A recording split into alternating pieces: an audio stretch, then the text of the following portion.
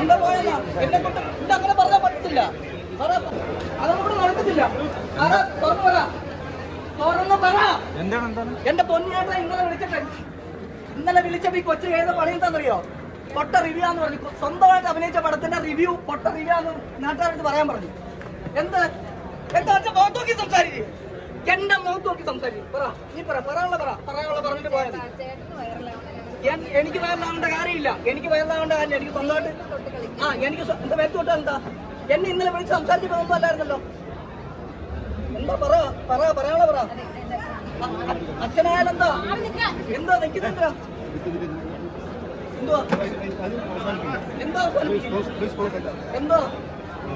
എന്തോ എന്തായാലും പറയണ്ടായിരുന്നു. മുഖത്തോന്നി പറഞ്ഞോ.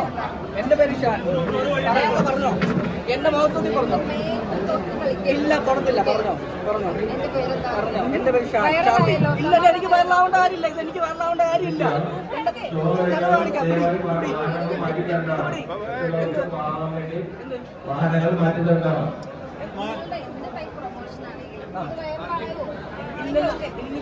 എന്റെ ആവശ്യമില്ല. എന്തിനാണ് താങ്കൾ എന്റെ അടുത്ത് പറഞ്ഞല്ലേ?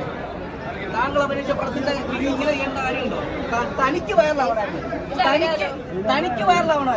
അപ്പൊ നിങ്ങളെല്ലാരും ചോദിച്ചു തനിക്ക് വയറിലാവണമായിരുന്നു. തന്റെ ഫസ്റ്റ് പടമല്ലേ? തനിക്ക് വയറിലാവണമായിരുന്നു. എന്നെ കൊണ്ട് ജയിച്ചിട്ട് എന്താണ് എന്നെ കൊണ്ട് റിവ്യൂ ചെയ്യിപ്പിച്ച് ഇവരോട് പറയോ? വേറെ ഒന്നല്ല. എന്നെ എല്ലാരും ഇടിക്കല്ലേ. ഈ പടം സൂപ്പർ പടമാണ്. ഇത് ഗുലുമാൽ ഓൺലൈൻ എന്ന് പറഞ്ഞ എന്റെ ഷോ ആയിരുന്നു കേട്ടോ. എന്നെ ഇടിക്കല്ലേ. അതാ സോറി കേട്ടോ. സോറി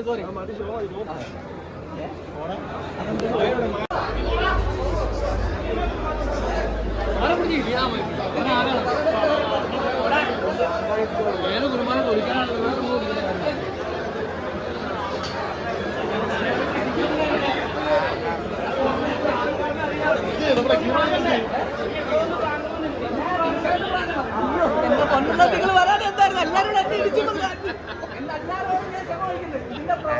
ഒരു പ്രമോഷൻ മാത്രമാണ് കേട്ടോ. നമ്മുടെ നായികന്ന് വിളിക്കൂ.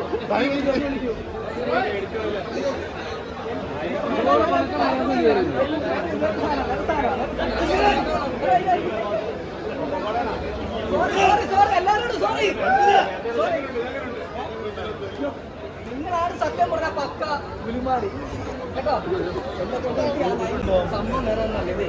നിങ്ങളുടെ ടീം എന്റെ പ്രൊഡ്യൂസേഴ്സിന്റെ ടീമിലായിരുന്നു. ചെറിയൊരു പ്രൊമോഷൻ കൂടിപ്പോയി കേട്ടോ. സോറി കേട്ടോ.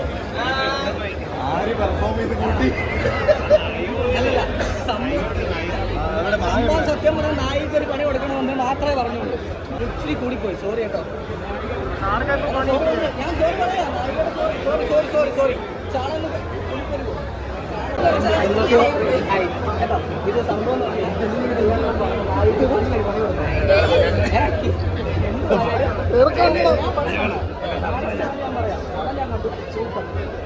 സത്യം പറഞ്ഞാൽ ഞാൻ എപ്പടി കൊച്ചാണ്